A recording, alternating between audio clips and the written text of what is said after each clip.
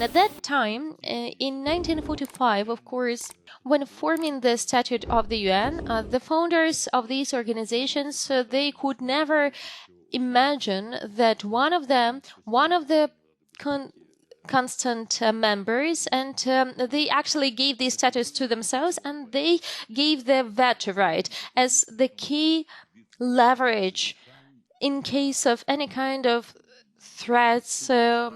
And these countries, these states got the super status. So that are the countries which have an impact on everything, and they are resolving all the international problems. And they would have never thought that one of them will not just abuse this power, but also will express aggression towards the other country. And we are speaking of the Russian Federation.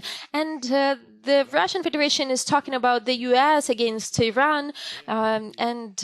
Nevertheless, all of these things were the response to the invasions, and Serbia invaded their neighbors, and then we had the conflict in Kosovo, so that was the reaction.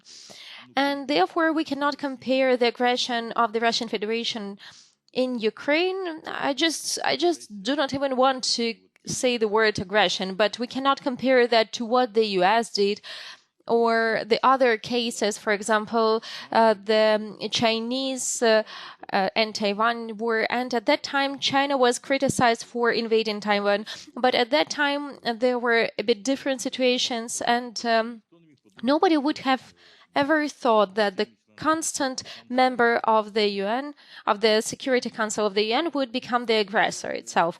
So that has already happened, and that happened much later. So I mean the aggression of the Russian Federation in Ukraine. But the first 50 years, the Statute of the UN was working well, and we were managing to resolve the conflicts, and maybe if not to resolve them completely, but to stop the hot phase that was the Cyprus, the situation in Indonesia, and the other.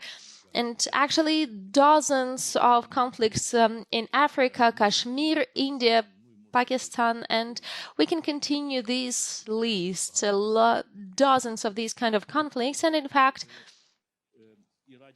the Security Council of the UN and the system of the UN in general, they managed to find the leverages to stop this aggression.